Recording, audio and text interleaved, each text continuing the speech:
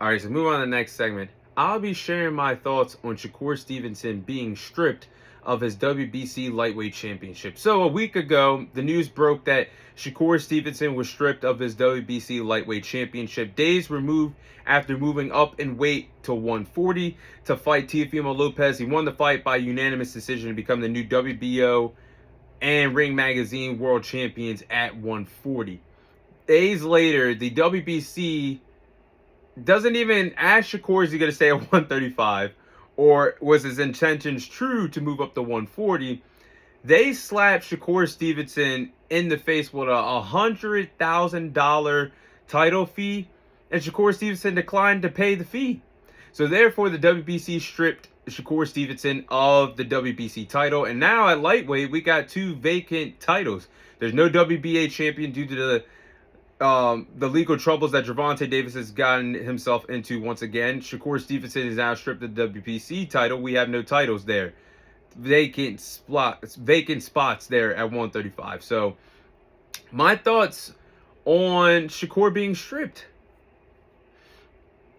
Honestly, guys, it's very ridiculous that Shakur Stevenson was stripped of the WBC lightweight championship days after defeating Teofimo Lopez at 140, moving up in weight to fight Teo at 140, and win the fight by unanimous decision to become the new WBO and Ring Magazine champion. Now, why would the WBC want Shakur Stevenson to pay a $100,000 title fee for what?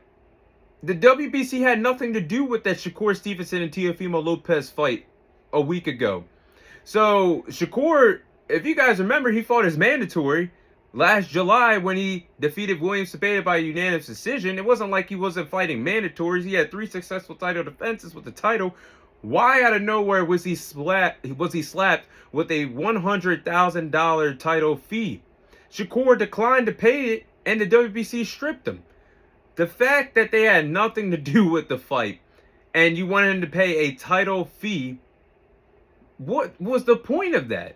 The WBC is becoming one of the most corrupt sanctioned bodies in the sport. And I'm about to start my rant here because do y'all remember back in 2022 on Cinco de Mayo weekend when Canelo moved up to 175 to fight Dimitri Bivol for the WBA title? He lost that fight, but he never had to pay a sanctioned title fee for moving up in weight and fighting for a title that the WBC had nothing to do with.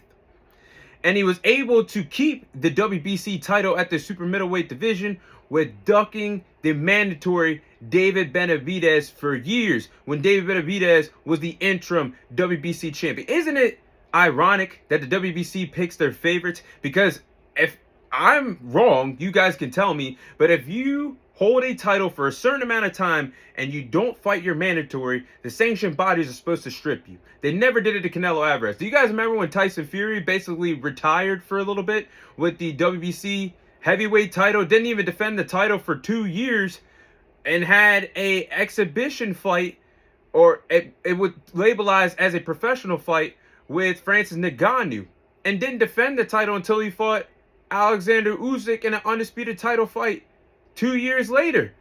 My point is the WBC is corrupt, and you can also go to the point of the WBC stripping Terrence Crawford for not paying title fees, and you can look at how they're treating certain fighters like Conor Benn. Conor Benn has not beaten any contenders at welterweight, any true threats at 147, and he's now the #1 ranked contender for the WBC title. How? Because he defeated Chris Eubank Jr. on a rehydration clause at what, 160, 170, 165, 170, a division that had nothing to do with welterweight. And then I'm looking at Ryan Garcia. Ryan Garcia got awarded for a world title opportunity after losing his previous fight against Rolly Romero. And you just give him a world title opportunity to fight Mario Barrios for the WBC title. And let's talk about the welterweight division of the WBC title since we're on the conversation.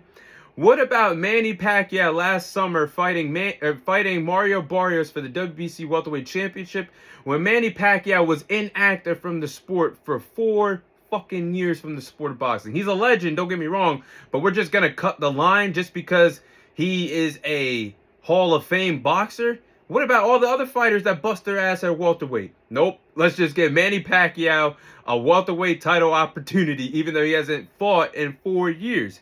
So this is why boxing gets the slander that it gets, guys, because it's too many politics in the sport, and there's too many sanctioned bodies. There's too many world titles scattered all over the place, and it makes things more complicated than what it is.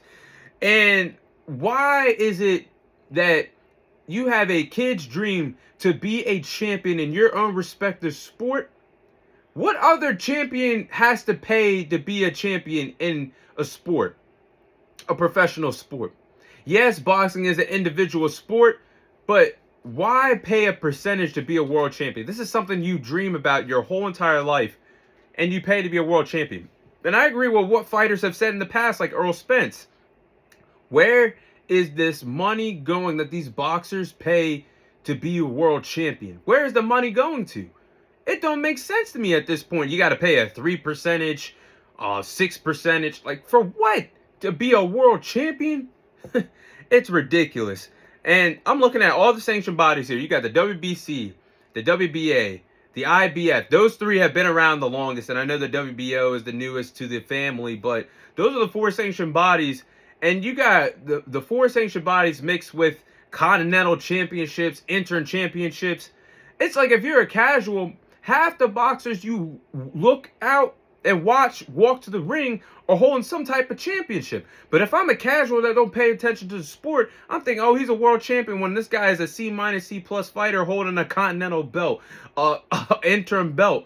But that's the thing. And some fighters are rewarded for titles, with titles, for just winning fights. It's just like, it's too much going on in the sport of boxing. And this is why the door is open right now in 2026 with Dana White and Zuffa Boxing. They got a chance. They're bringing in guys like Max Kellerman, Andre Ward, guys that have experience in the sport. They know what they're talking about. You bring a new boxing league in, and when they get settled, they only had 2 events, but when they get settled, you're looking at Zuffa Boxing, that's going to be a premier boxing league that already has said, we don't care about the WBC, the WBA, the IBF, the WBO. We're going to do our own thing. And there's going to be 1 champion per division. If they can land some big stars, some big free agents, look out. The rest of the sanctioned bodies could be in trouble. So it's those little things like that is the reason why boxing is in the state that it's in.